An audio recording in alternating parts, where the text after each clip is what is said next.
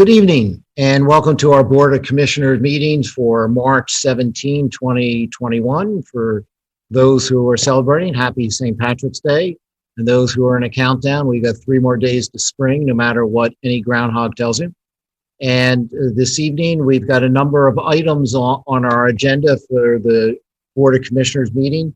So we will start right away and call the meeting to order and ask you to all be so kind as to rise for the Pledge of Allegiance. I pledge allegiance to the flag of the United States of America, and to the republic for which it stands, one nation under God, indivisible, with liberty and justice for all. With that, we will do our Zoom roll call and merely take note, if we may, that we have the full contingency of our board present this evening, and jump right to our first order of business, which will be the approval of our minutes for the Board of Commissioners meeting, which was held on February 17, 2021, as distributed. I will so move. Do we have a second? Thank you very much, Vice President Gavin. Any discussion or comment on that? Seeing none, all in favor to approve the minutes, just raise your hand. Signaling aye. Yes, the minutes are so approved. So a couple of announcements, if I may. The board did meet in executive session on Wednesday, February 24, and on March 3 as well, and also this evening. We received reports from our professional staff on some litigation matters, as well as some personnel matters, and also some information regarding the American Rescue Act. And likewise, some information and updates on the school district, the status of how the township is handling the coronavirus pandemic, and 1400 Mill Creek Road. A couple other things, if I may. On Friday, April 2, that is Good Friday, it's a legal holiday, the Township Administrative Building and Libraries will be closed for business. Refuse and recycling, however, will be collected. Also, cleanup weekend will be held on Saturday, April 10, and Sunday, April 11, from 9 to 4 at the Township Public Work Complex. Residents may dispose of their refuse and recycling free of charge. Proof of residency is required. Recycling must be separated from the refuse, and no household hazardous waste will be accepted. With that, that will bring us to the first section of our board meeting, which is that of public privilege, which allows any members of our public who wants to address the board on non-agenda items, and they may do so. We would ask that anybody who is present try to limit their comments to about 3 minutes. And these are for topics that fall within the township jurisdiction. Turning to our township secretary, do we have anybody seeking to participate in public privilege? Seeing none, that will close that segment of our meeting, and we'll jump to public comment. This allows members of the public who want to discuss items which are on our agenda. Same rules of engagement apply. And let me see, do we have anybody who has stated you're going to come forth with public comment here of our participants?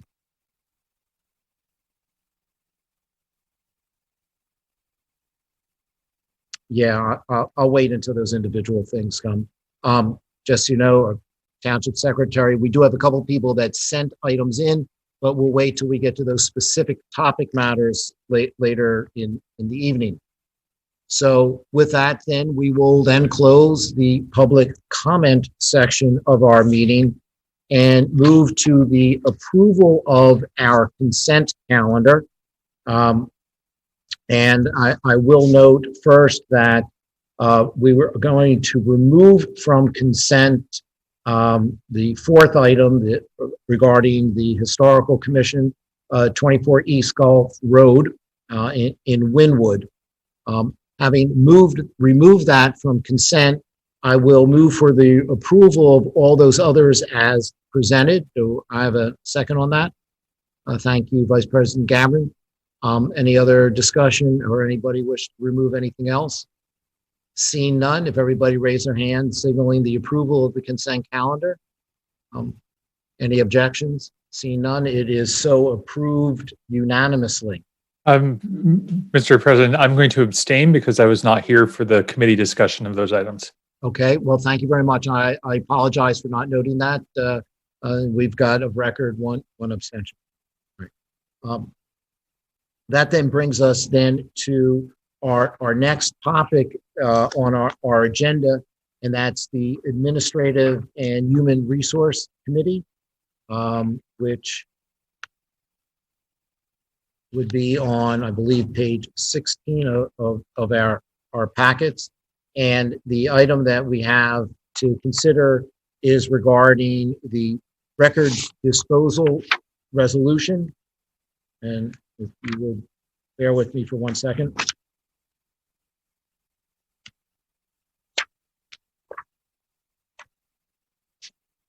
Okay.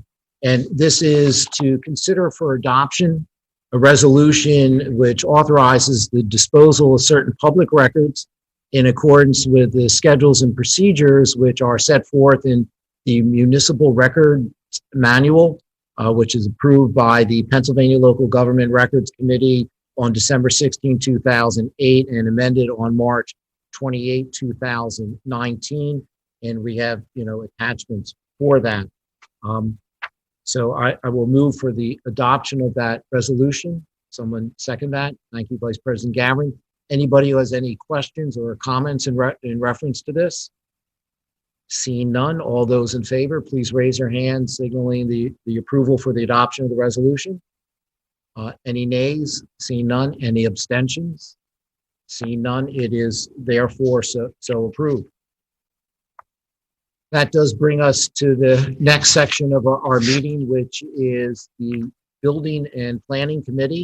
And you can find those items commenced on page 21 of our materials. And bear with me 1 second. For the first item is 1415 Lanes End.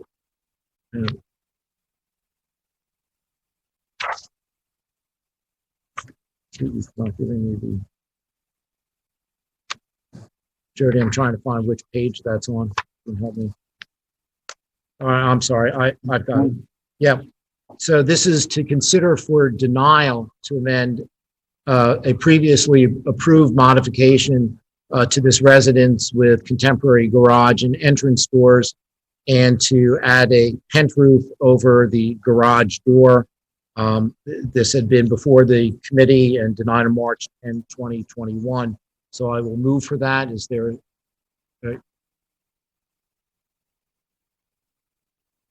I have just been informed that there is a request by the applicant to table this. My apologies for not seeing that. So I will then move to table. We have a second on that. Thank you, Vice President Gavin. Generally no discussions to table. So I will ask all those in favor of tabling this, raise their hand signaling aye. Any objections? Seeing none, the matter is so tabled. That then brings us to the next item under Building and Planning, which is 651 Black Rock Road. And this is to consider for approval to fully demolish the 1926 residence. On March 10, 2021, the Building and Planning Committee recommended approval subject to the following conditions, which are set forth in our materials. I'm not going to read all 5 of them. They are there, but I will, make the motion. Do we have a second on that? Thank you, Commissioner Zella. Is there any discussion on this? Seeing none, then all those in favor of the approval with the 5 conditions set forth. I'm sorry, Commissioner, was that an aye or a question or comment? All right, all those in favor, raise your hand signaling aye. Any opposed? Seeing none, any abstentions? Seeing 2 abstentions. It does so fast. Next brings us then to 1064 and 1080 Mount Pleasant Road. And we had considerable discussion about this, but it is to consider for approval a preliminary open space plan. The plan being dated December 4, 2020 and revised February 12, 2021, prepared by Apex Design and Engineering Group, Inc. It shows demolition of the existing residential home at 1064 Mount Pleasant Road and the subdivision of the properties into 6 new lots containing 6 new family detached residents and 4.26 acres of preservation area. This was approved by Building and Planning Committee, but removed from a consent in order to take care of some concerns of one of the neighbors regarding stormwater runoff. So I will move for the approval and ask if there's a second. Yes, Commissioner O'Neill, thank you very much.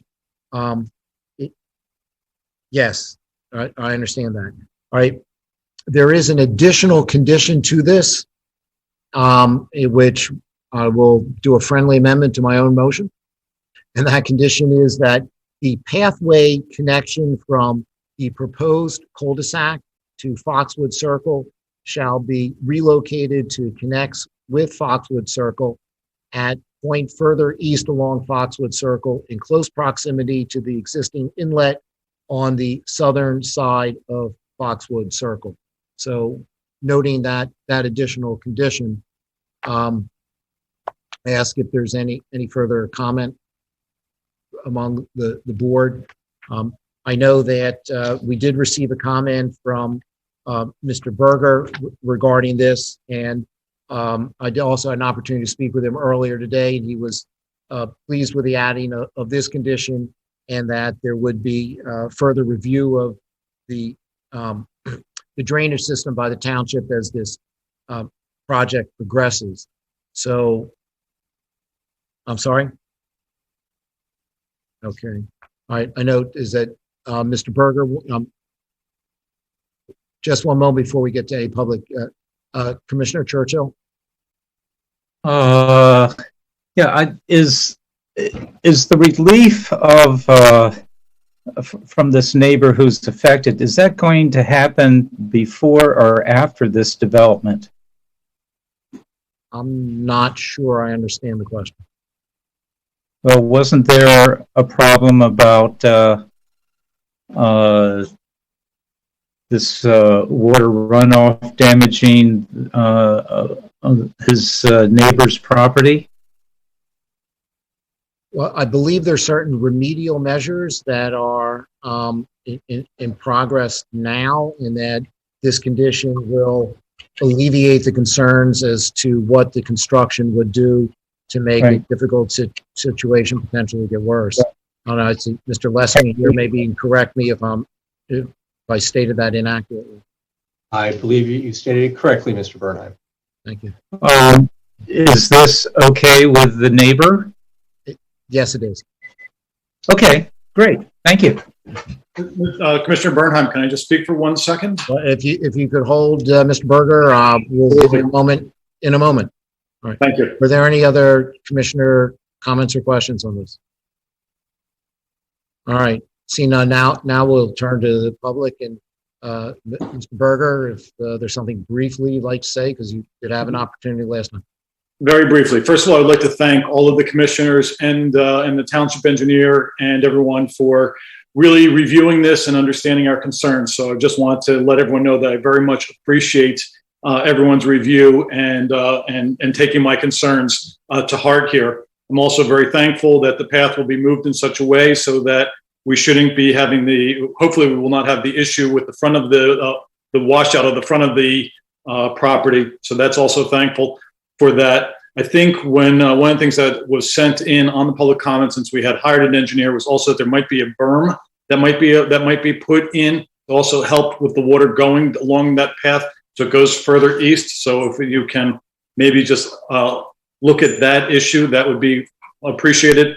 And finally, thank you again for having the township take part and making sure that that drainage system in the back actually is inspected and works before the everything gets plugged into the drainage system gets plugged into that back drain. So I appreciate the township's effort and support on that as well. So thank you very much. Okay, all right, thank you, Mr. Berger. Before then, we call the vote. Any other questions or comments by members of the board? All right, seeing none and noting the additional condition that I read, all those then in favor, please raise your hand, signaling aye. All right, and any opposed? Seeing none, any abstentions? It then does so pass. All right. That then brings us to the next section of our meeting, which is the Finance Committee. You don't have that.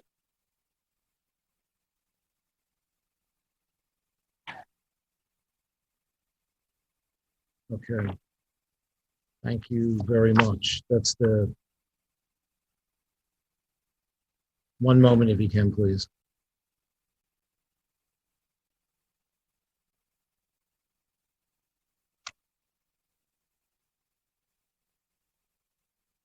Page 9. Yeah, okay. All right, we do have the item regarding 24 East Old Gulph Road, which was pulled off of consent. And this is to consider for approval to replace 10 6/6 wood windows with vinyl windows. We have been informed that there is some change to that which we reviewed previously. I do see Mr. Pritchard here who might be able to educate us on this for a moment. All right, I'd be happy to. Thank you, Commissioner Bernheim. So as we noted at last week's meeting, the Historical Commission assigned a subcommittee to review some last remaining details of the windows. And in last week's motion, a specific brand and product of window was included in the motion. After some discussions with the window contractor for the project, it was discovered that that particular product would not be compatible with some of the details that were noted in the motion. And so a different product was selected that has many good qualities. However, it is a vinyl clad window, which is typically not the kind of product that the commission would recommend approval of. The subcommittee, therefore, suggested not an outright approval, but not a denial either. They suggested a delay of 30 days for the issuance of the building permit for the work, which I understand means that the windows can be ordered and manufactured in that time. It really doesn't delay the project at all, but the commission wants to uphold the precedent of being able to not recommend that type of window. And I'd be happy to answer any questions anyone has. Does anybody have any questions of Mr. Pritchard before they might make any motions? Yes, Commissioner Courtney. Thank you, President Bernheim. Mr. Pritchard, I guess I'm just a little confused as to where the Historic Commission stands. A 30-day delay sounds like the Gateway School waits 30 days and then they put their windows in. But based on what you just said, does the Historic Commission recommend that we deny this? They did not recommend denial, and of course, because it is a Class 1 property, they do have that ability. However, they took into account a few circumstances at this particular property, including the need for this type of window, and given the COVID circumstances, as well as the school's limited budget. So while they didn't feel that they could outright recommend this kind of window for outright approval, they did recognize that a lot of the details that they had asked for were being chosen. So they could have picked a much worse product, I guess you could say. But they did listen and work with the commission, and we're thankful for them for spending the time to do that. So if it's going to take basically that long to manufacture and get the new windows, what's the point of the 30-day delay? Well, as I said, they never recommend approval of this type of windows outright. They typically either recommend a delay or a denial of an application if it's a Class 1 resource and more extraordinary than this particular property, perhaps. But they felt that that was an adequate length of time for a delay.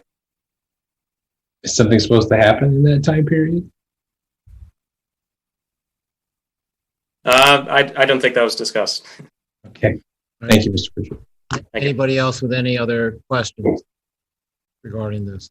All right, the motion is on the floor to approve it as is. I think an indirect point made by Commissioner Courtney is like, what would be the point of delaying this is, in my humble opinion, fairly well made. So the motion is on the floor. Do we have a second? Thank you, Commissioner Courtney. Do we have any other comments? Mr. Duncan? Yes, I would just make the point, if you are going to approve it, just we need to make it clear that we're approving it with this different type of window as opposed to the window type that's listed on the agenda. So it would be an Anderson 400 series rather than the Pella that's listed on the agenda. Just so its agenda is clear. Right, so it's clear. Yeah, but that's a good and valid point. So it would be with what we'll call the modified window from the one that we discussed at B&P that we'd be approving. I apologize if I did not make that clear myself, but did everybody understand that? So, Commissioner Durbin, you're shaking your head. Is there a question mark? You're on mute. Well, I guess I'm just confused because I thought we were going to delay this and now we're going to approve it, but approve a different window than they suggested. The approval apparently, and again, Mr. Pritchard, if I state this inaccurately, you'll correct me, is that from when we had this before, there has been a change to what the Anderson 400 series, the window that Mr. Pritchard described. That's what they would be installing. That's what we would be approving here this evening. And the Historic Commission was aware of this.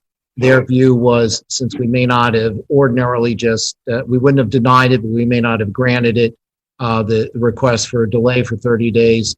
And I think Commissioner Courtney's made the point. It's going to take that time anyway. What's the point? Well, I guess the point is to say that we're not real happy with these windows. Now, yeah. All right. Commissioner Grimes? Yeah, and maybe Greg can just clarify. I was under the understanding that the Historical Commission has not, may require some further consideration or has requested time to further consider the appropriate windows. Yeah, Greg, do you have a... Yeah, sometimes that is the case. Sometimes the commission will impose a delay in order for an applicant to reconsider, to look at other products. But in this case, it seems like that's not really in the cards. They've worked with the contractor. They've gone through a few options.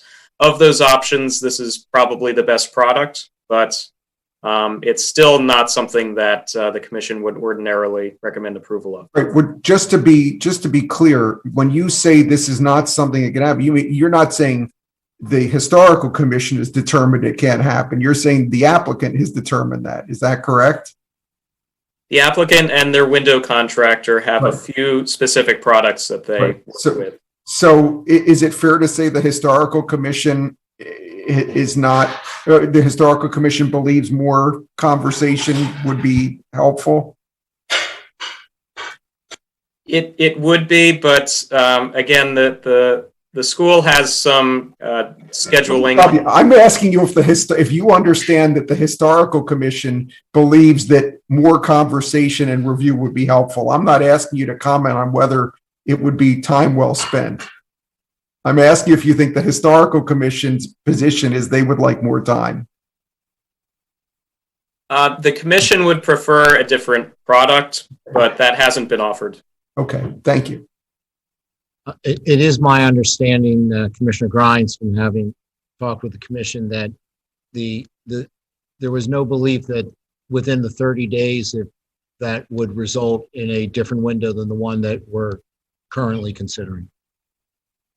Commissioner Simon. Yeah, I don't know. And it's a quick question. I was not here for the main discussion of this last week. Is staff prepared tonight to explain the differences or show the differences between this window and whatever window was discussed last week?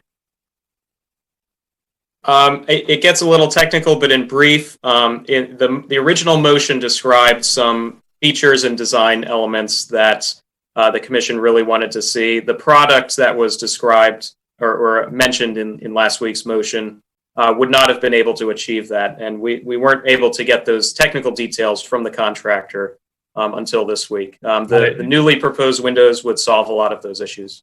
And if it's delayed for 30 days, does it come back in front of us, or it just 30 days and then it becomes approved? It's approval after 30 days. Okay, thank you. Any other questions for clarity? All right. So the motion with the Anderson 400 series windows are on the table, and it has been seconded. Any other motions anybody wishes to make? Well, and to confirm, President Bernheim, the motion is absent any delay. That's right. This would be an approval here this evening, correct? Thank you. Okay. All those in favor, please raise your hand, signaling aye. 1, 2, 3, 4, 5, 6. Oh, wait a second. Please raise your hands again. We got two different counts. 1, 2, 3, 4, 7. Oh, I missed one. You're correct. And all those opposed? 2, 3, 4. Oh. Any abstentions? We have one abstention. It would therefore pass. Madam Secretary, tell me if I got that incorrect then.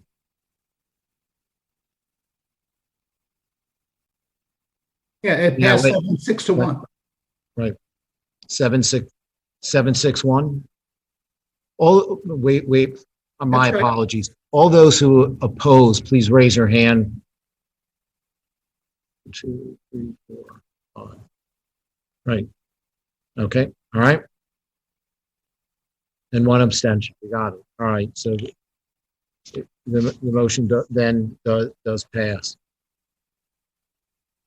All right. That then does bring us to the Finance Committee.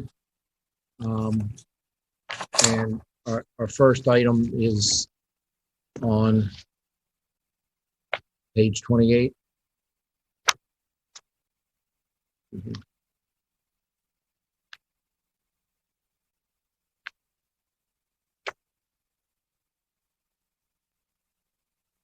And this is to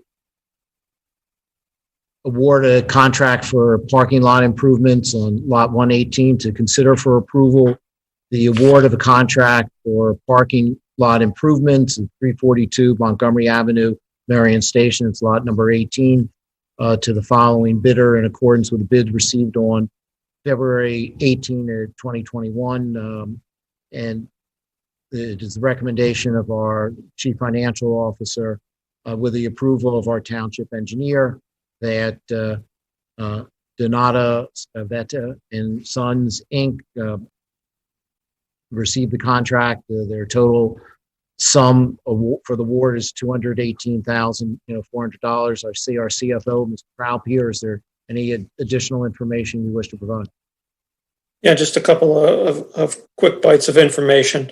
You'll see in the issue briefing and the engineer's memo some various numbers regarding the budgets and such. So this project was budgeted at $135,000 in our CIP. However, upon further review, there was more extensive repairs than we originally thought necessary, and that's why the engineer's memo talks about a construction estimate of $185,000. Just because of the type of the lot and the layout of the lot, it's not something that's the easiest to get equipment in and out of. It's going to take a little bit more time. That's why the estimate was increased. We did have very robust competition, as you see. I mean, I think it's an 8 or 9 page bid tab. There were 13 bids. So we think that bodes well, at least in terms of the pricing. Although one thing you will see across all the bids we talk about tonight is they are exceeding the budget. That's something that we've been seeing in various different areas in the last several months. Higher material costs, very busy contractors. So that just bears watching as we move forward with various CIP projects that might be becoming, just because of the environment, a little bit more costly than were originally anticipated. But I'm happy to answer any questions about this in particular. Before we make a motion for it, any questions from Mr. Traub? Yes, Commissioner Zeller. Thank you, President Bernheim. So 2 categories of questions, and for Eric or Ernie. We have an adopted budget. In fact, we just got it a few weeks ago, maybe even last week. The adopted budget says $135,000. If engineering determines that there are reasons that the estimate should go up, it should be characterized as such. I mean, we have an adopted budget, and that should be the number that's in the in the documentation we get for agenda items, with an explanation that an estimate has been revised to be higher than the budget because of certain conditions. I just really want to make that point. Second point is a question, and maybe if our Public Works Director is on the call, what are we getting for $218,000 because paving a parking lot doesn't cost that much? I don't see Mr. McLean here. I don't know if Mr. McNeely or Mr. Duncan can respond to that. I'll take a shot. Of course, we don't amend the budget every time a project comes in over budget, or every time an engineer produces an estimate that's over budget. But certainly that's something we wanted to bring to your attention and have done so, that this one's considerably above what was originally budgeted and even above what the engineer's estimate was. This parking lot is the parking lot that sort of winds behind Jaime's. It's got a variety of driveways and intrusions in and out, and several buildings, and feeds out to several different roads. So it's certainly not your typical rectangular paving project of a parking lot. So that's one of the reasons we think it's come in relatively high. But as Eric said, with 13 bids, you can see that that's the price. I mean, that's more competition than we typically have on many paving projects, and it's obviously the market right now. Thank you for that explanation. And so, are you saying that the price is primarily for milling and paving? That's the improvements that we're buying? That's correct. Yeah, it's primarily milling and paving. Any kind of spot repair of failed base would be a part of the project, but it's basically just a paving project. Okay, so to be clear, this is $83,000 over the approved budget, and you've explained why, that there was subsequent engineering review, and a very competitive environment, but it is $83,000 over the budget. Great, thank you.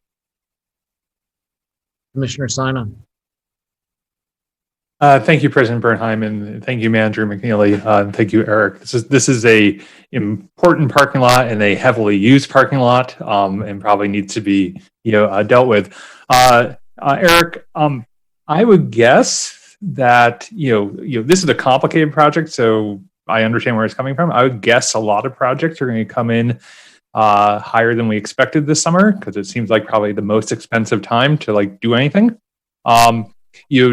Are we kind of, how do we manage as a township? Do we push back projects where we can to other years if they are able to be deferred, if we think this is an expensive summer to do work, or the things that we have are the things that we just need to be done, and so that's why we're doing them this year. And anything that was going to be pushed off, we would have pushed off anyway, because it was we were financially strapped this year. Well, I think right now we're going to see if this trend continues. As you recall, maybe last year, towards the end of last year, we had a lot of projects where bids were coming in quite a bit under budget. So we're going to see if this is a 1 or 2 month thing or if this is a multi-month thing. I think then what the board will want to do is, obviously you passed a CIP thinking that all of these projects were quite important. When we come to June in the CIP workshop, I think that would be the opportune time for the board to reevaluate if this trend has continued and if we believe it's going to basically impact the amount of work that we can get done, or the I guess I would say the value for the dollar that we're getting, if we want to make any changes at that point in time. I think that would be the wise thing to do, to then kind of reevaluate where we are from a cash flow perspective, where we are in terms from a bidding environment perspective. And there will be some projects that will have a natural kind of delay to them. We're talking about one a little bit later on where its bids are going to be rejected and it's going to be rebid later. Obviously, that's going to delay that project, and in terms of when the cash goes out the door on those projects. So there are things that can happen on various projects that might help the township as well. I wanted to say that at the onset about the higher bid costs, because we saw it across the board, and we've had a couple other bid openings subsequently where we've continued to see it. So we think it is a trend, and just kind of to put that out there for the board. But I think we would want to wait a couple more months to see where we are, especially where we are in some of our larger projects, like when we get to the milling and paving bid, which I think is going to be in May. I think then we'll have a much better sense when we come to you around the mid-year point of time of whether we need to throttle back, whether or not we can make adjustments. What are the options in play for the board? Thank you, Eric. That's super helpful. Anybody else? Any other comments or questions on this?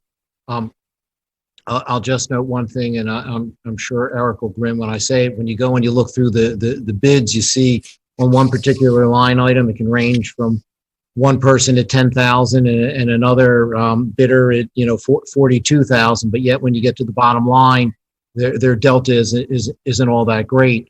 I've always wondered, without intending to be the least bit disparaging to those that make the bids, they come to the bottom line and then they fill in the blank of the others, because I can never figure out the rationale of the differences.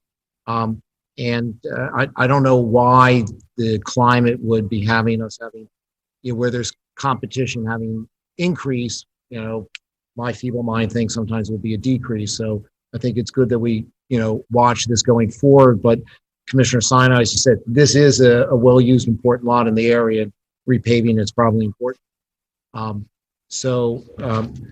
With that, the motion has been, or I will officially make the motion, I don't believe that occurred, to consider for approval the award of this contract. Do we have a second on that? Thank you, Commissioner Durbin. Any further discussion? All those then in favor, please raise your hand, signaling aye. Any opposed? Seeing none, it then does carry unanimously. That brings us to our next contract, which is in connection with Manayunk Road Bridge replacement.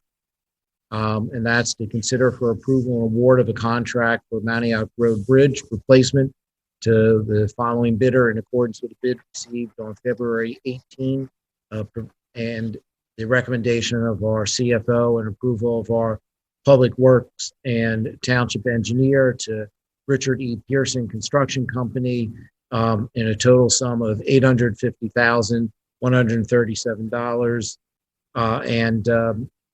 Mr. Traub, is there some additional information you'd like to discuss? Somewhat similar, I believe, to the last project. Yeah, not too much on this one. 4 bids. We're not doing any of the ad alternates. Again, about $55,000 or 7% over budget. Again, the engineer estimates that's really just because of the current bidding conditions.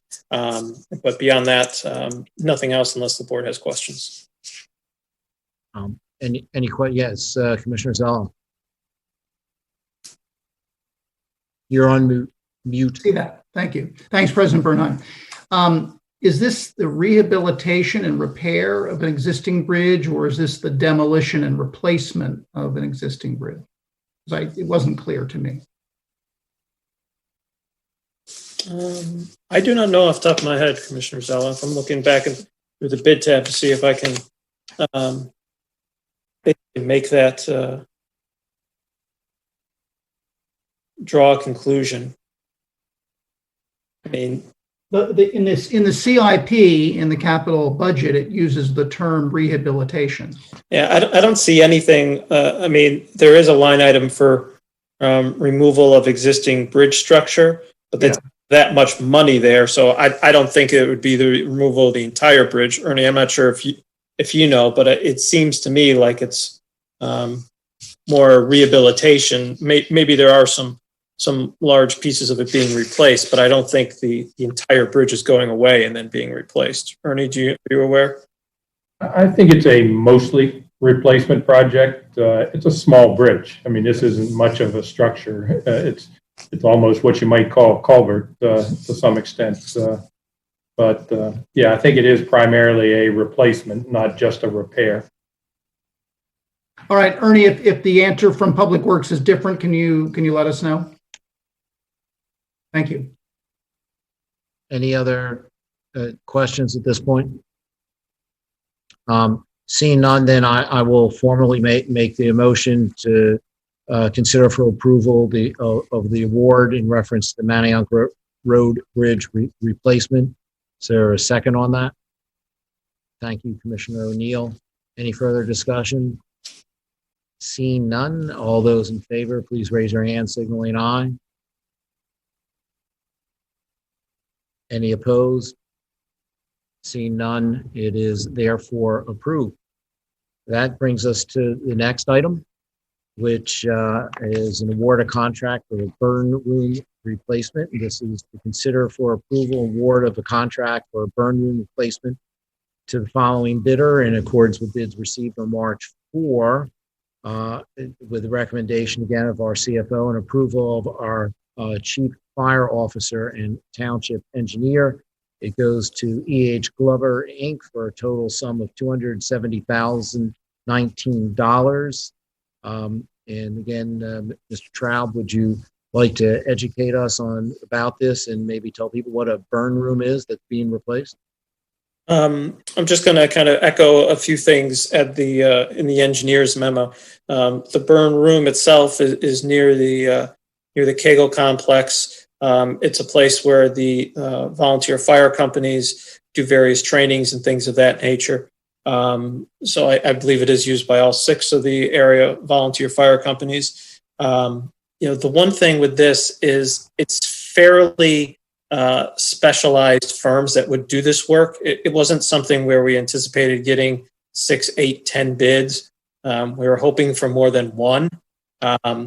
But we have one. We feel like that vendor is well known, knows how to do this work. And from the engineer's perspective and also from the fire perspective, they've recommended moving forward. So that's our recommendation for this evening. Anybody with any other questions for Mr. Traub? Yes, Commissioner Zella. I'd just like to point out some history that our president may be well aware of this burn room when he was suited up, photographed, and spent some time in it. What was that? 5 or 6 years ago. Mm-hmm. Yes. For those who would like, we had a spectacular demonstration by our fire service of a number of items to educate us about the fire apparatus. And indeed, this is a place where they do training, and they asked for a volunteer, and all of my colleagues quickly volunteered me to go in there. And it truly was an education as to really how difficult a job it is and the heroics. And it simulates what is a fire is like, and with the smoke and everything else. And I will tell you true, I knew it was a simulation. I knew I was being escorted by 2 of the best of our fire service, and my heart was still racing as fast as it ever has before. So with that, we've have it officially moved, and do we have a second on this? Commissioner Zeloff, thank you. Any further discussion or comment? Seeing none, and I'm glad no embarrassing photographs. Commissioner Zeloff, all those in favor, please say aye, raising your hand. I'm sure our new PIO can find the photograph. I'm sure of that. Okay. And any objections? Seeing none, abstentions, none. It is therefore the contract award is therefore approved. That brings us then to our next item on the Finance Committee. And that is to consider for approval rejection of all bids due to costs for fuel system improvements, which were received on February 18, 2021. I don't know, Mr. Traub, if you want to make any comment on it. No, this one is just far too over budget. The engineer was more confident in their estimate. So we're going to go back and look at this, potentially rework a little bit the specifications, and see if going back out to bid again hopefully gets us a better price for the township's CIP dollars. Anybody have any questions of Mr. Traub? Seeing none, the motion being made, anybody wish to second that motion? Thank you, Commissioner Durbin. Any other discussion? Seeing none, all those in favor, raise your hand indicating aye. Any opposed? Seeing none, it does, the rejection therefore carries unanimously. And hopefully next time we get some better bids. That brings us then to the next item under the Finance Committee, and that's consider for approval ratification of an emergency purchase contract related to repairs to the Spring Mill Bridge over Sawmill Run, provided by Solid Wall LLC in the amount of $75,300. And again, Mr. Traub, is there anything you wish to add on that? Just call your attention to a couple pieces of information in the materials you have. We do have the latitude in our code to go ahead and do this. We're just bringing it to the board's attention. It's work that needs to be done and really cannot wait very long. However, we did try to, again, have some level of competition. We reached out to, through the engineer, to two contractors who we've used on various township projects and have always usually have performed very well for us. The other thing, just in terms of from a budget perspective and CIP, in this CIP project, we do annually budget $60,000 for unforeseen items such as this. This item is about $75,000, so it is a little bit over budget, but it's not the entire. When you look at it from a budget perspective within this project, it's not quite as much of a hit because we do tend to run across these things on occasion. So we do budget a little bit each year for unforeseen items. Very good. Any questions for Mr. Traub? Commissioner Zella. So I understand that the need for this, and I believe that from where it's been explained to me that it's located, which is just before the entrance to Riverbend, there's only one way to access the properties as well as Riverbend on the other side of this bridge. It's just worth to me pointing out that this being the fourth bid in which the total over budget amount tonight is 250 or just under 250,000. So and management has explained it, and we'll continue to monitor it. But we haven't seen this kind of bidding that is significantly over budget to this degree in a long time. That said, I support what's before us. Anybody else? Any other questions for Mr. Traub or comments?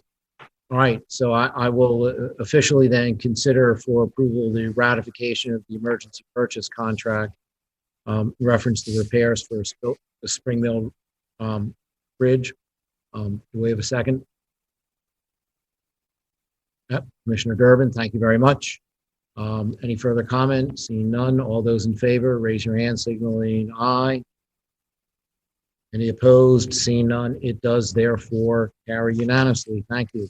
And then that brings us to the next item on our agenda, which is consider for approval the eligibility list for volunteer firefighters and volunteer emergency medical service personnel who have qualified for the real estate tax credit for firefighters and ambulance volunteers. Mr. Traub, is there anything that you wanted to add or state to this? This is an annual item we do about this time each year to approve, so the township can begin the process to get the volunteers their tax rebates. The issue briefing lays out the process and includes a listing of those volunteers to receive the tax credit. Many are repeats that you've seen in past years. That's positive. We really value their consistent volunteer efforts and thank them for their service. And any questions, be happy to answer it. Anybody have any questions of Mr. Traub? Well, I'm just going to quickly echo the last comment there, that we do really thank these folks for what it is, because it's a small tax reduction that they get, and it's predicated upon their volunteer service and meeting certain requirements to do that. And for those folks that volunteer in our fire service and volunteers, every little bit that we can do certainly helps. And this is a program that we put in place a while ago, and I think it's an excellent one. That being said, I'll officially move for the approval of the eligibility list as referenced for the volunteer firefighters and emergency medical service personnel. We have a second. I see Commissioner McKeon. Any further discussion or comments? Seeing none, all those in favor, please raise your hand, signaling aye. It is approved and unanimously, but we'll ask anybody objecting. Seeing none. That therefore is approved. That brings us to the next item on our Finance Committee, and that's to consider for approval authorizing the Township Secretary to advertise notice of intent to adopt an ordinance to amend Ordinance number 4206 of December 16, 2020, making a change in certain appropriations, some of which have proven to be larger than needed and some to be insufficient, and authorizing the proper township officers to make the required transfers from and to appropriations heretofore made of receipts not heretofore estimated or from unapportioned fund balances. And Mr. Traub, is there anything you wish to add to this? Yeah, so since I've been here 5-6 years now, we've never actually done a second deficiency ordinance, but we've never also operated through a pandemic. In the solid waste fund, the volumes, the trash volumes we saw, obviously we make budgeted estimates around the period of October for the rest of the year. We thought we had a sufficient appropriation authority when we came to you back in the October, November, December period. However, with the continued pandemic, the continued stay at home, especially through that winter surge, we saw volumes still going up. One of the things people could do is they could go out and get all their leaves up. And we had tons and tons and tons of leaves out. So that takes people and time to get together. So we did have some additional costs. So this is just providing that supplemental appropriation authority so that we're covered from a budget authority perspective for the 2020 budget. Thank you. Anybody have any questions of Mr. Traub? Right. See none, I then therefore will move for considering the deficiency ordinance as noted and provided in our materials. We have a second on that. Thank you, Vice President Gavin. Any further discussion? Seeing none, all those in favor, please raise your hand indicating aye. Any opposed? Seeing none, that does carry unanimously, which completes the items on our Finance Committee portion of our meeting. And Mr. Trout, thank you as always very much for your input here. That brings us to the next section of our committee meet, or excuse me, on our agenda, which relates to police committee items, which you find on page 60 of your materials. And the first is to consider for approval authorizing the Township Secretary to advertise notice of intent to adopt an ordinance to amend the code of the Township of Lower Merion, Chapter A164, Civil Service Commission rules and regulations to add to the general qualifications person seeking a position as a police officer, that in addition to the personal quality of good moral character, they possess emotional stability displayed in their mental acuity in stressful situations, and the ability to exercise consistent good judgment and to provide for delivery of notice of examination and disciplinary charges by certified mail, registered mail, or confirmed electronic delivery. I see we are joined by our Superintendent of Police, Mr. McGrath. Superintendent, is there something you'd like to add or describe for us in reference to this ordinance? Yes, it's as you laid out. I will pull up the screen here. I'll share my screen and in a moment and give you the actual wording for the changes. The Civil Service Commission is an independent body that oversees and establishes the rules and regulations for police department hiring, promotion, and discipline. So you see on the screen here, as you we're not getting anything, Superintendent. Okay. Pull back. I thought I shared the screen. All right.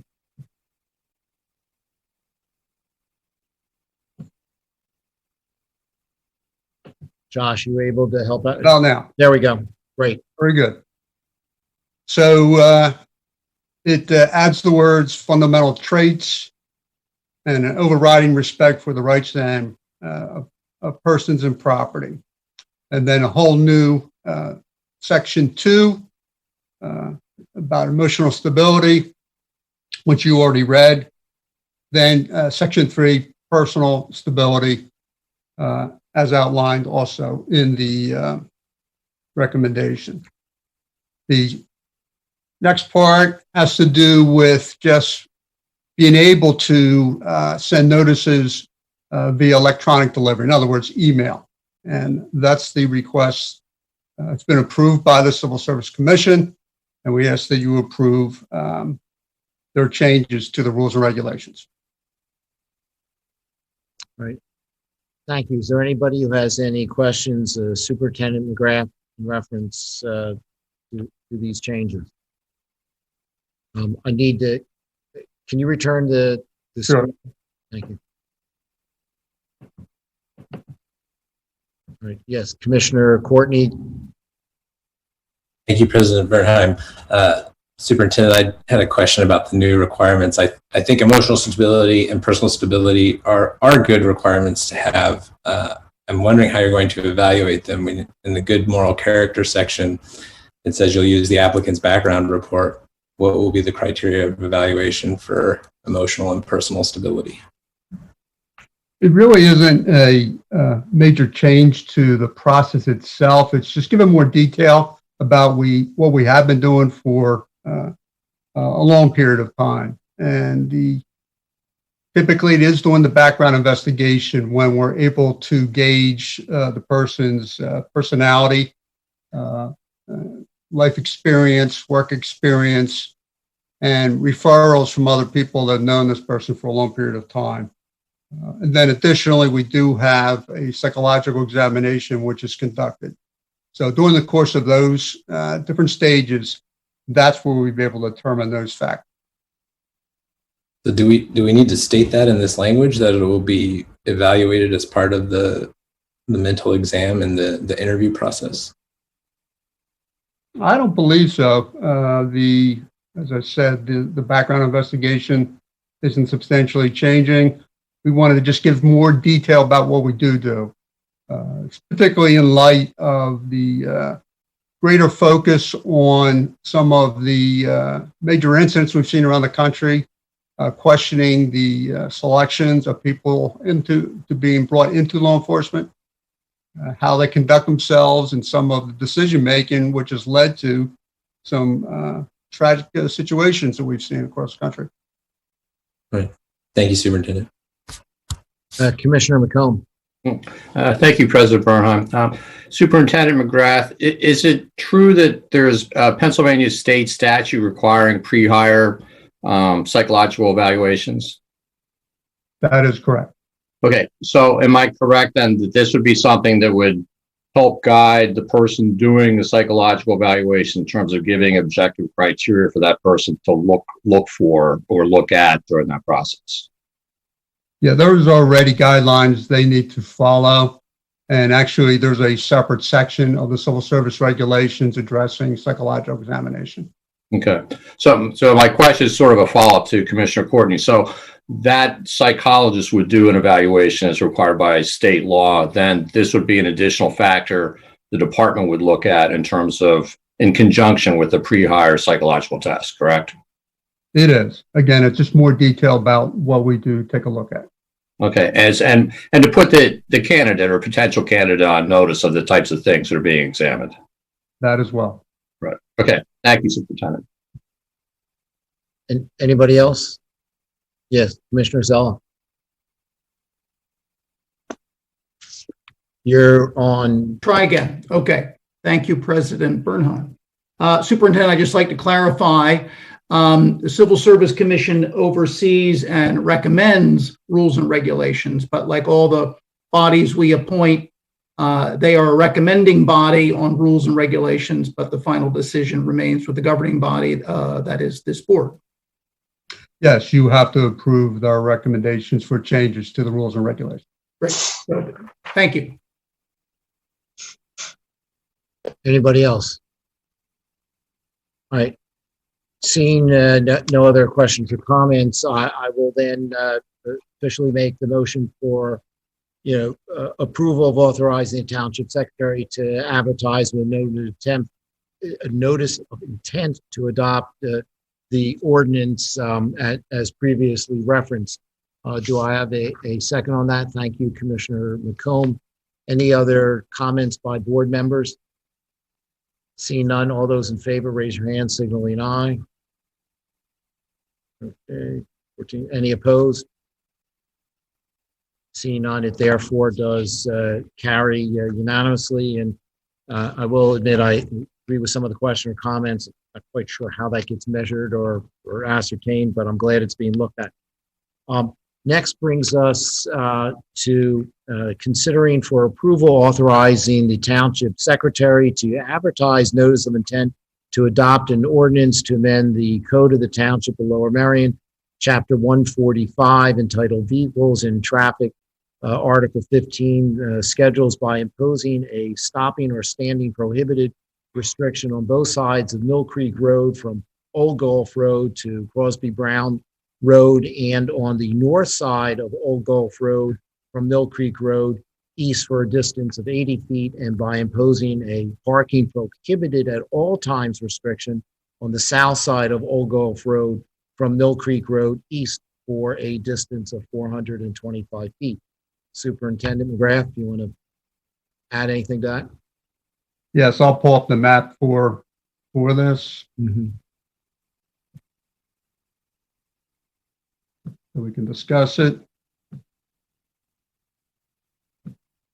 Here we go. And we've received complaints, and I know a number of you have received complaints as well about parking, particularly along Mill Creek Road at West Mill Creek Park. And it's caused people in opposing lanes of traffic to move into the other lane, potentially creating a situation where we could have a serious collision. So we went out, took a look at the area, and we're coming back in order to avoid that situation. We're recommending that we enact no stopping or standing on both sides of Mill Creek Road. That's the north side of West Mill Creek Park. Now that would move people obviously to Old Gulph Road. Again, this would be if the parking lot was full. There is a parking lot there. But particularly with the pandemic situation, certainly a lot of people have been utilizing outdoor spaces and recreating in the last year, and we certainly foresee it continuing. They would move to Old Gulph Road to park on the side of the road. And there is a safe area there to park on the north side, but we do want to also regulate no parking on the south side of the roadway. And you can see where it's laid out on this map. I'll take any questions. Okay. All right. And if you could return the screen, I'd appreciate that. I will do that indeed. All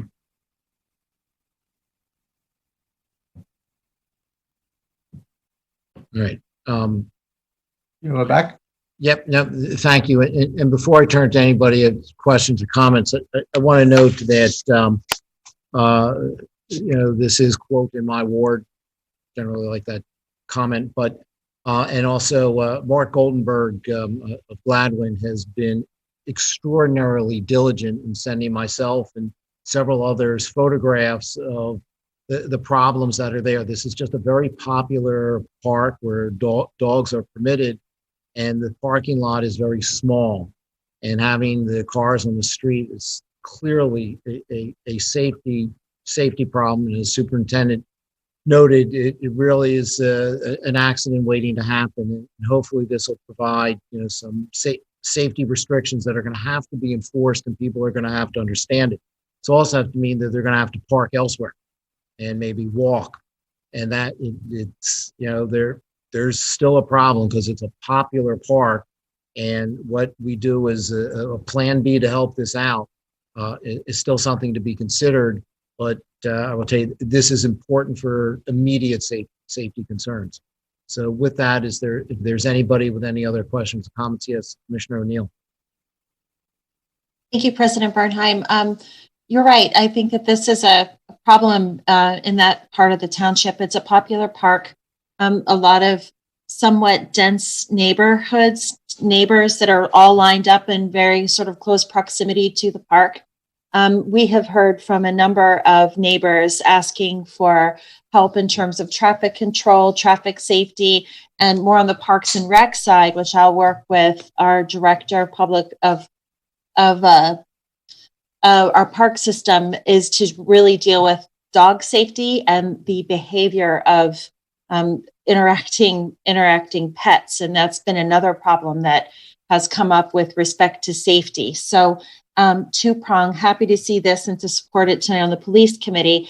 And my question then actually has more to do with parking, and that is whether or not over at the pump station, whether there is a way to configure an extra few spots, or whether that is simply not possible.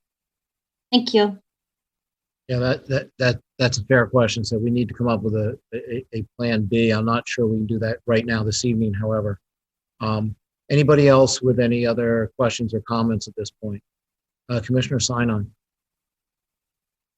Just a quick question for Superintendent McGrath, and this is not intended to be a criticism of this plan. I think it's an important thing to do. But in terms of bicyclists through the area, on Old Gulph, can they cycle around the parked cars? Is that something that's sort of safe to navigate? I think it's really sensible to have the no parking on the south side of Old Gulph Road. I think but I just want to be sure that there's enough sort of space on the north side. There should be. We don't think it's going to impede either pedestrians or bicyclists. Okay, thank you. And I may note that's a big hill to go down to go to that park if you're going to bike and go around. So I haven't seen many folks on bikes, but it's a good question. Anybody else? All right. With that, then I will officially move for the approval to authorize our secretary to advertise the ordinance as read and discussed.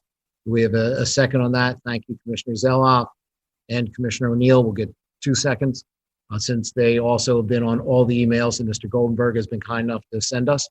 All those in favor, please raise your hand, signaling aye. Any opposed? Seeing none.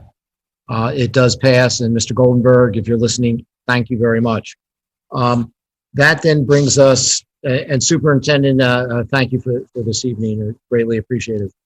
That then brings us to the next item on our agenda, Township properties. This is to consider for approval authorizing the Township manager to enter into a memorandum of understanding with New Horizons Senior Center for the future use of Ashbridge House. I think Mr. Duncan going to reference this. Yes, just a little bit of background. New Horizons currently occupies the North Borough Hall, but they don't have a permanent commitment to use that space. And in fact, if the borough has a need for that space, they have to pack up all their equipment and move out in order to allow the borough to use the space. So they're looking for a permanent home that they can move into and stay and continue to serve the senior community in the township. And by the same token, the township has been looking for a use for the Ashbridge house. As many of you are aware, a few years ago, we went out to a public bid for use of the facility, and none of those proposed uses worked out. So we kind of have been working with the New Horizons to possibly have them move to the Ashbridge house. A lot of obstacles that we still have to deal with, or challenges, I should say. But one of the things that they are going to need to do is do some type of fundraising or obtain some type of grants, which they believe they have the ability to obtain. But in order to do so, they wanted to have some kind of commitment that the township is willing to work with them in order to be eligible to apply for some of those grants. So we started this back in late 2019. We have been working with New Horizons. We've been keeping the board up to date. And then with the pandemic, everybody's priorities shifted. So it was put on hold for the better part of a year. But now we're back and asking the board to consider this memorandum of understanding that we would continue to work with New Horizons to possibly convert the Ashbridge house into a senior care facility that they would be able to use as a permanent home. We did previously award some CDBG funding to provide for the architectural services for use of this space. That would be regardless of whether it's New Horizons or some other user. There's a lot of accessibility upgrades that would be needed in order to comply with current codes. So we've been working with New Horizons. It hasn't been determined, how much of the funding that would be needed would be put up by them versus the township. That's something that still has to be worked out. But we did think that we would be willing to enter into this memorandum of understanding so that they would then be able to proceed with doing some fundraising and possibly seeking some grant funds for these renovations. And I would just point out that we do have funds in the capital budget as well, exceeding $900,000, but most of those funds are for exterior improvements to the Ashbridge house, as well as some internal, but not internal in the sense of upgrading it to make this space usable and ADA compliant. So there's still a lot of work to do in determining the amount of funding that's going to be needed, because we expect that it's going to run somewhere in the $1.5 million range to bring this up to current standards. So a lot of work still be done, but we think this is a good first step so that they can start to seek funds and we can also start to pursue upgrades to this facility. And I can answer any questions. Commissioner Durbin. You are on mute. I forget every time. I'm assuming that you've made a determination this is compatible with the legacy that we got Ashbridge House through? Yes, the restrictions associated with the Ashbridge property do not relate to the use of the building. So this would be an acceptable use of the building under the terms of that grant to the township. Great. Anybody else? Any other questions? Yes, Commissioner McComb. Thank you, President Bernheim. I think this is a great proposal, and I think it's a good use of the township property. My question for you, Mr. Duncan, and maybe something for Gil High is, what does this memorandum of understanding legally obligate the township to do? I mean, I understand that it's something that New Horizons probably requires or wants to have for the purposes of fundraising and doing various feasibility studies, but what legally does this bind the township to?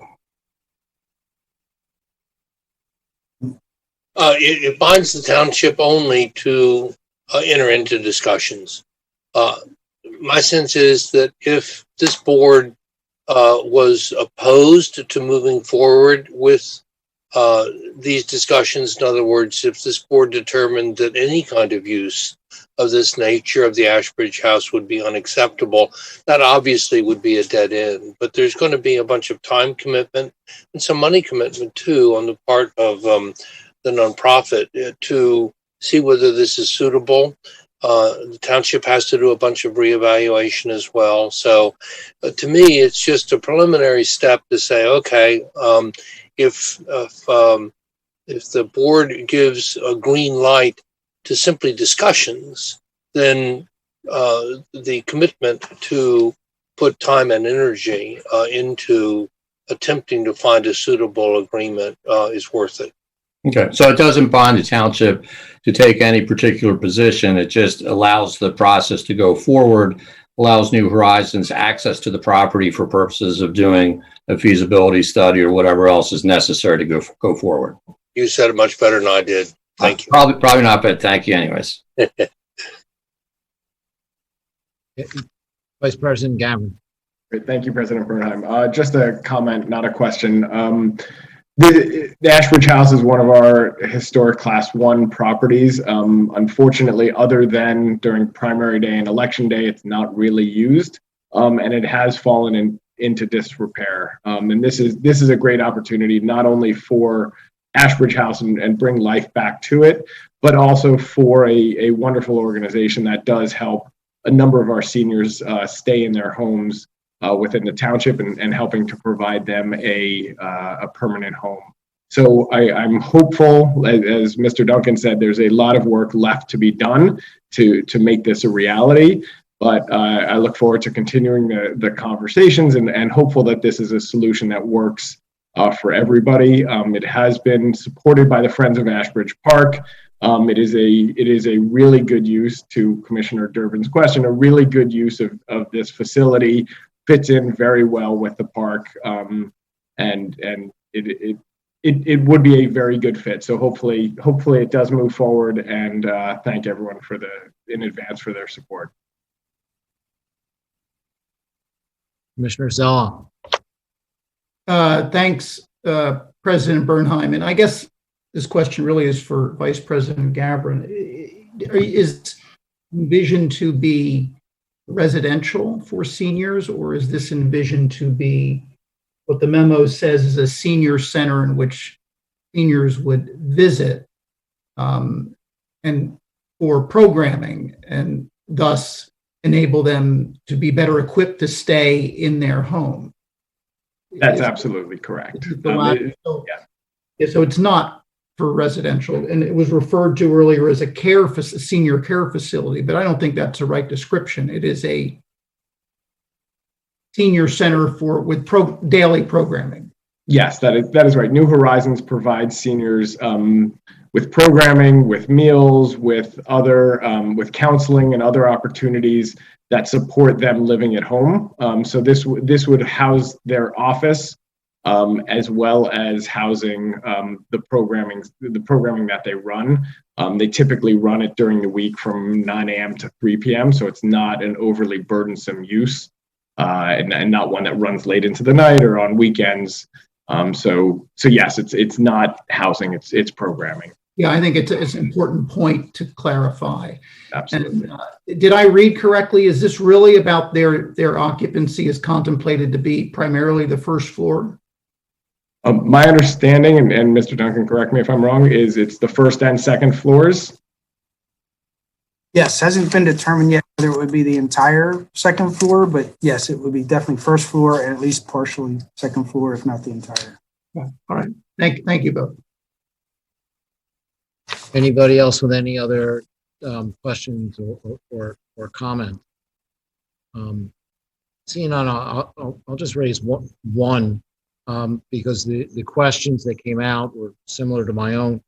If there was no memorandum of understanding, that wouldn't preclude us from nevertheless going forward in the same fashion that being contemplated one way or the other. And I don't know what the upside or downside of going one way or the other is, because as noted, Vice President Gavin has been, working with people in the area for a while to try to find, some use for it. And we already have $910,000 that's set aside, for certain aspects of this, and it's going to need, additional funding. So I've sort of, by doing this memorandum of understanding, it's just saying, all right, we're going to continue what we have been doing until we can find appropriate funding or usage of it. So it's, I guess what I'm asking, what are we actually accomplishing that isn't already in existence? So I think the issue is the ability of New Horizons to obtain funding. And I think the feedback they've been getting is if you're going to come to us for funding, whether it's fundraising or grant requests, we want to know that you have some type of an interest in the property and that this is a possibility for going forward. So the memorandum of understanding was a document that we felt would give them some type of standing in order to pursue funds, whether it be fundraising or grant funds. Well, albeit whoever would be advancing those funds would recognize this is a non-binding document, right? Understood. Okay. All right. Just looking down the future of other items. So, with that being said, then officially, all right, well, yeah, I will move for the approval of authorizing the township. President Bernheim, I'm sorry. My apologies, Commissioner Grimes, please.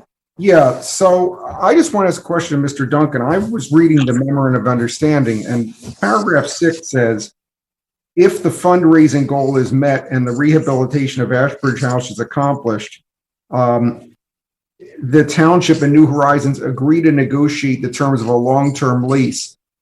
I don't see sort of optional language there. And I agree with the thought you expressed, Mr. Duncan, about what this is supposed to be, but it seems to me that someone could construe this as being binding. Well, an agreement to agree is not binding. I mean, I'm just pointing that out. I mean, I'm supporting this either way, but I think if it were optional, it could be written. It should be. Well, it's our understanding from previous discussions, both with New Horizon and the board, that there was an interest in seeing them occupy this property. So if we were able to come to terms on thing from their perspective and our perspective, it would be our intent to eventually enter into a lease. Right. Okay. That's fine. And again, I don't object to that. I just think that, look, hopefully they'll raise the money, do the necessary things, and this will just be it. But it seems to me it could be construed differently. That's fine. Thank you. You answered my question. Thank you. All right. Anybody else with any other questions in reference to this? All right. This time, seeing none, then I will move to consider for approval the township manager enter into memorandum of understanding with New Horizon Senior Center for future use of Ashbridge House. There a second on that? Vice President Gavin. Any further discussion? Seeing none, raise your hand, signaling aye. Any opposed? Seeing none, it does carry unanimously. That brings us then to the next item on our agenda, I believe, which is a public hearing. And this is for an ordinance to amend the code of the township, the Lower Merion, chapter 155, entitled Zoning, Article 3, General to Districts, Section 155-3.6, projections, to amend subsection G thereof, generators, to allow such units to project into required yard setbacks on lots improved with a single dwelling unit, to provide for their proper screening and to provide for notice to abutting property owners. This ordinance was authorized for advertisement at a stated meeting of the Board of Commissioners held on February 17, 2021, and duly advertised in the March 1 and March 8 editions of the Times Herald. We will officially open the hearing and ask Mr. Duncan if he would be able to provide us some background. You are on mute. Thank you. The board adopted the zoning code approximately a year ago. It included provisions for some relief for generators, recognizing all of the outages that tend to occur in Lower Merion Township and the continuing interest in residents installing generators to deal with those outages.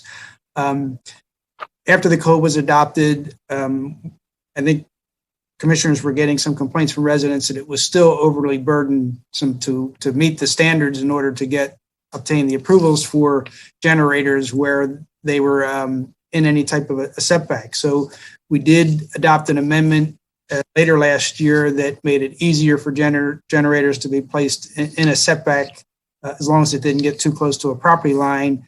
And we also left in the provision that it required conditional use approval.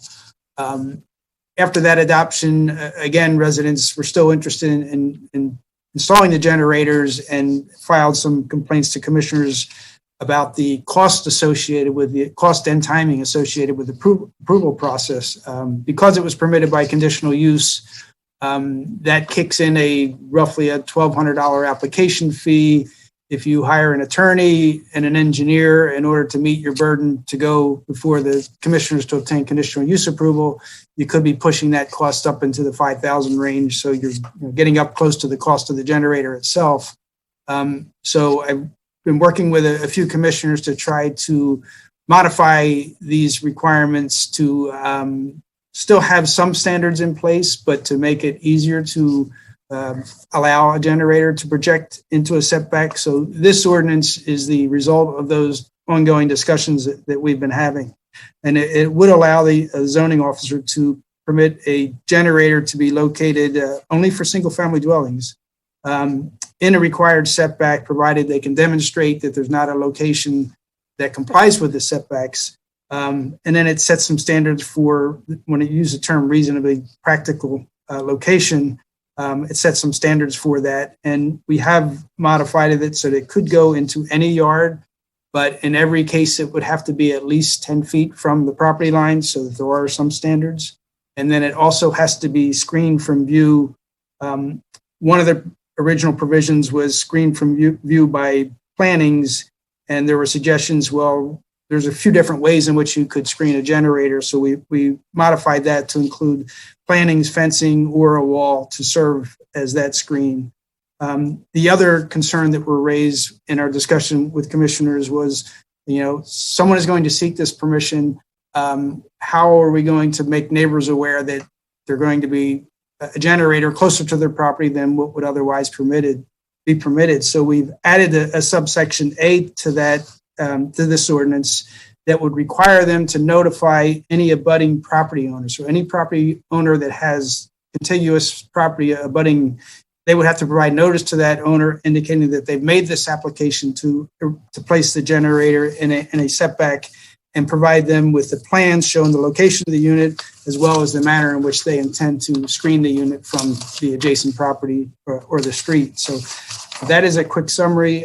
We support the ordinance. We think it brings it closer to make it a little more affordable for a resident looking to put a generator in who can't meet the current setbacks, assuming they can meet those standards.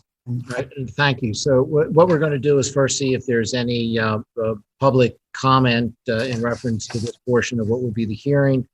Then we would move for the adoptance of the ordinance and any discussions or comments from board members. So first, do we have anybody who from the public that has indicated that they would like to comment?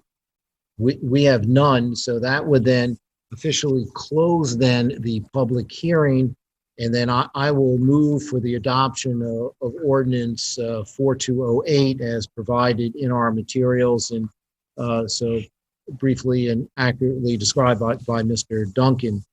Do we have a second on that? Commissioner Sinai, thank you very much. Is there any other discussion from any members of the board on this? Interested. All right. See none. I'm sorry, Commissioner Durbin, was that? Nope. All right. Well, I just would like to, note Commissioner Sinai, a lot of, assistance in getting this done, and thank you for the work and what you did in connection with this. With that, then we'll call the vote. We need to do this theoretically as a roll call vote. But in the world of Zoom, we're going to alter that process, and you can see our township secretary smiling and glad to hear me say that. So all those in favor would be kind enough to raise your hand indicating aye. Any who opposed? Seeing none, it then does carry unanimously, and thank you very much. That brings us to our next public hearing, and that's in reference to an ordinance to amend the code of the Township of Lower Merion, Chapter 59, Brush, Grass, and Weeds, Section 59-2D, by amending the depth of the impenetrable barrier from 36 inches to 30 inches below grade and requiring the barrier to extend 2 to 3 inches above grade. This is a bamboo and weed amendment for those who weren't following. This ordinance was authorized for advertisement at a stating meeting of the Board of Commissioners on February 17th and duly advertised in the March 1 and March 8 edition of the Times Herald. I will move for the adoption of ordinance 4209 and ask if there's anybody who then has any questions regarding this. I'm sorry. I do need somebody to second this. Thank you very much, Vice President Gavin and Commissioner Kramer simultaneously. All right. And then do we have anybody on the public who wishes to make comments? Do we have anybody? Seeing none, it has been moved and seconded. Any other further discussion, members of the board? All right, then we will then again deviate from the roll call vote for ordinance 4209 and ask all those in favor to raise their hand indicating aye. All right, any opposed? Seeing none, it does so carry. Then next, in reference to noise ordinance and exterior lighting, this is an ordinance to amend the code of the Township of Lower Merion, Chapter 105, entitled Noise and Exterior Lighting, amending Section 105.6A, subsections 2 and 4, by adding federal holidays to weekend hours. This ordinance was authorized for advertisement at a stated meeting of the Board of Commissioners held on February 17, 2021, and duly advertised in the March 1 and March 8 edition of the Times Herald. I will then move for the adoption of ordinance 4210. And do we have a second on that? Commissioner Kramer, thank you. Is there any questions that any members of the board have for our staff? Seeing none, are there any members of the public that are out there that wish to make comments? All right. We did receive from David Rosenbaum a comment in support of this, and noting it to be a common sense amendment to improve the quality of life of the township, and expressing gratitude to the work of Commissioner Kramer in raising and supporting this amendment. There are no other further comments that are out there. So unless there are other comments from members of the board, we will call the vote. And once again, as opposed to roll vote, all those in favor, raise your hand, signaling aye. Any opposed? Seeing none, it then does carry unanimously. And with that, unless there is something that somebody wishes to bring to the attention of our listening audience at 9:20, that would officially complete the business of the Board of Commissioners here on March 17. Wait. Oh, I am told that Commissioner Stevenson may have something he wishes to bring up. My apologies. No problem, Mr. President. I will be quick. I have two announcements. One is about Jody. Is there a visual? It is coming forward, I am told. Okay. All right. Well, as it comes forward, I'll hopefully it's the right one. You have two. Which one is it that you're looking for? I was starting with the tax return preparation. There we go. Coming up. All right. So as it's coming up, just to say that, number one, if the folks did not hear today that the tax deadline has been extended from April 15th to May 15th. But aside from that, there is a free tax return preparation for qualified taxpayers. And for those, it's courtesy of the IRS for those members of the Lower Marion community who need assistance. What they can do is go to the IRS Works website and look for the Volunteer Income Tax Assistance, VITA, to receive tax counseling for the elderly and other qualifying members. All right. So the second one is about housing, and there is it's called Your Way Home, which is a professional and partnership, private and professional partnership. And what it does, it provides emergency rent and utility assistance for residents of Montgomery County. So if anyone who is interested in learning more about that, you can go to yourwayhome.org and get more information about that. And we can also, that is also posted in our township, on our township website.